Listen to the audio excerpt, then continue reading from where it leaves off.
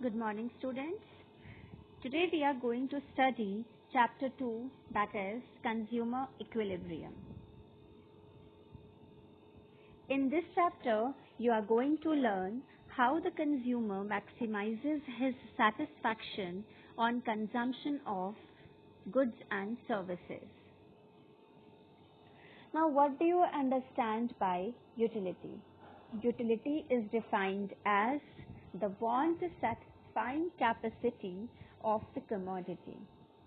In the normal or layman terms, we can simply say utility is satisfaction. Utility is measured in the terms of utils. Utility can be classified into cardinal utility and ordinal utility. Cardinal utility is where the utility is measured in terms of numbers like 1, 2, 3, 7, 12, etc. In ordinal utility, the utility cannot be measured in numbers and therefore they are ranked. Since in cardinal utility is measured in numbers, it has the measuring unit as utils.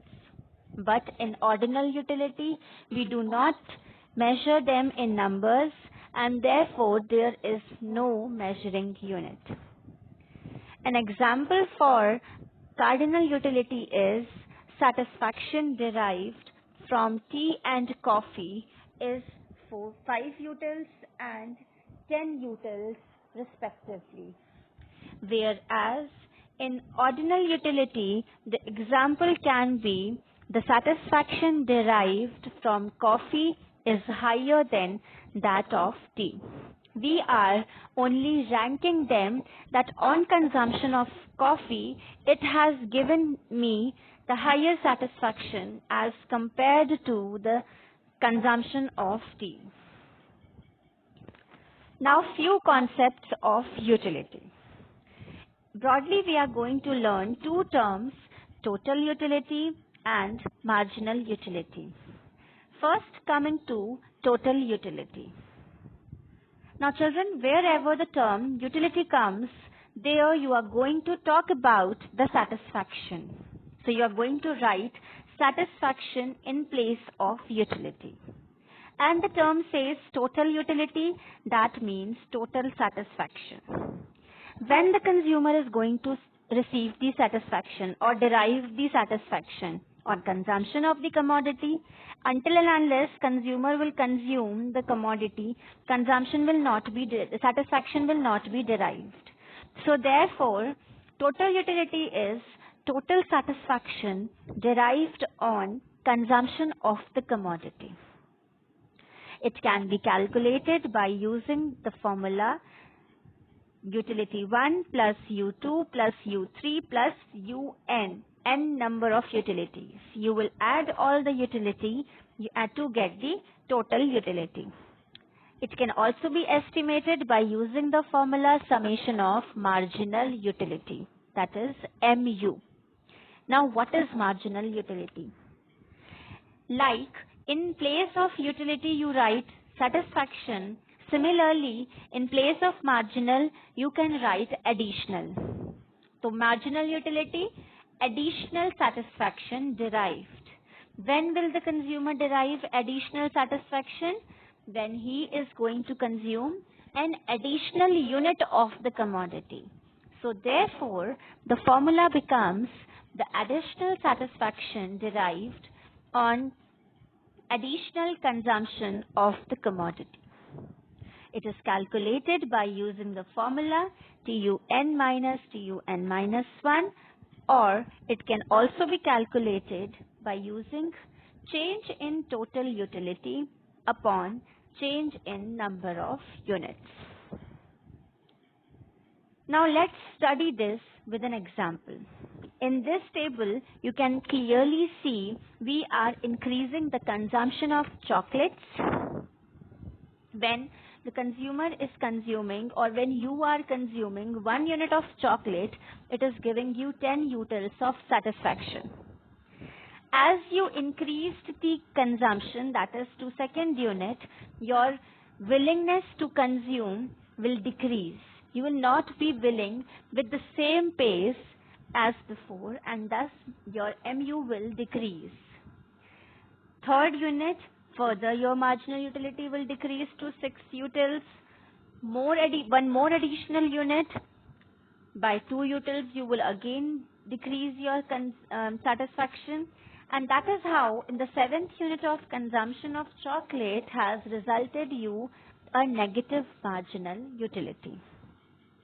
When it comes to total utility, we have said it can be calculated by using summation of marginal utility. So in the first unit consumption, total 10 util satisfaction consumer is deriving. At 2 units of chocolate, 10 plus 8, that is 18 utils satisfaction is derived. At third unit, 10 plus 8 plus 6, that is 24 utils satisfaction. At fourth unit, you will add 10 plus 8 plus 6 plus 4 to get 28 utils satisfaction. And that is how you are going to calculate at all levels the total utility.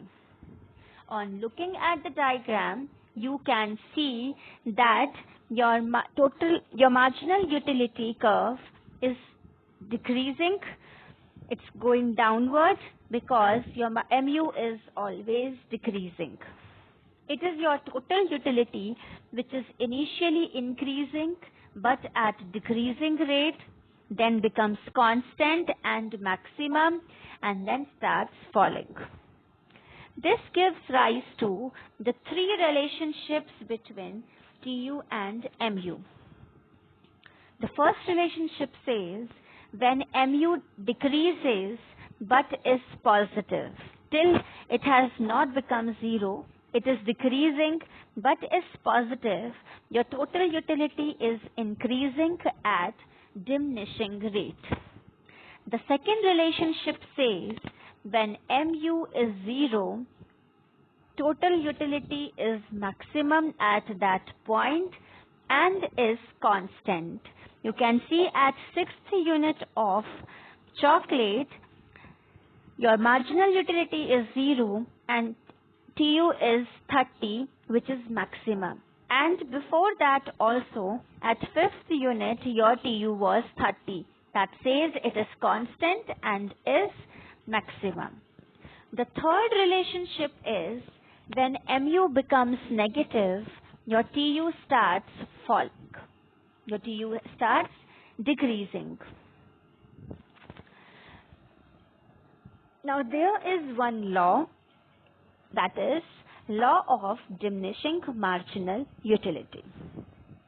According to this law, the law of DMU states that as we go on consuming the additional unit of the commodity, the additional satisfaction, that is marginal utility derived, goes on diminishing.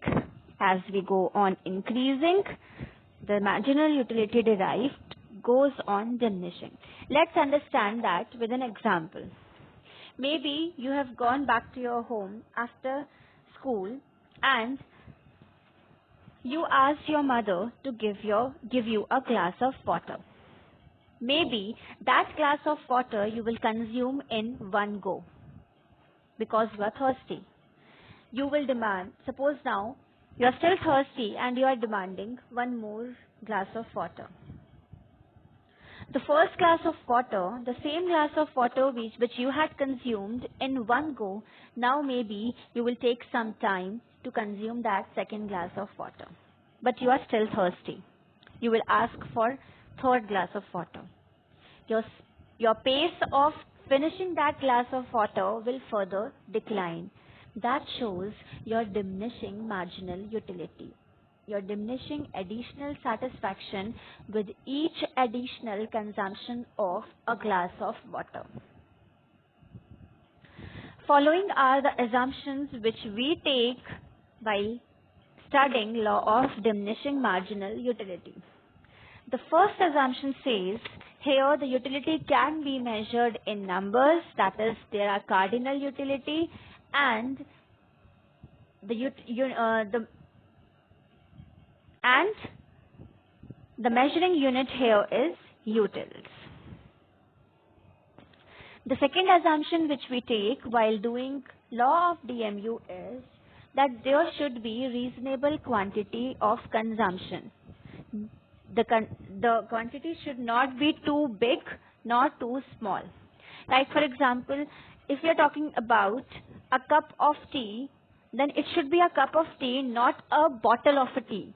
Similarly, not a spoon of the tea. Spoon will be very small quantity and bottle will be very huge quantity.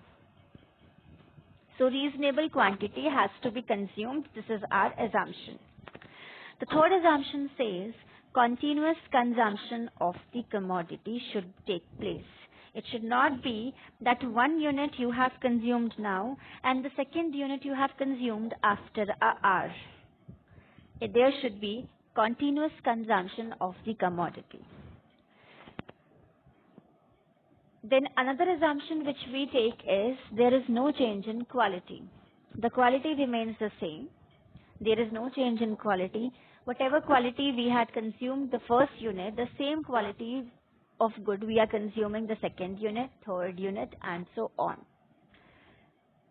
Last one, there should be fixed income and price. Price should not change for the good, as well as the income of the consumer is also fixed. It should not change. The same example you can see, we have chocolate consumption, we have marginal utility. Our marginal utility is diminishing with each additional unit of chocolate. With this curve, you can easily come to know at the sixth unit of chocolate, we are having mu equals to 0. This point where mu is equal to 0 is known as the point of satiety. Below this point, where the mu has the shaded portion is there, that is the point, that is a portion where mu is negative. Above mu equals to 0 point, it is where the mu is decreasing but is positive.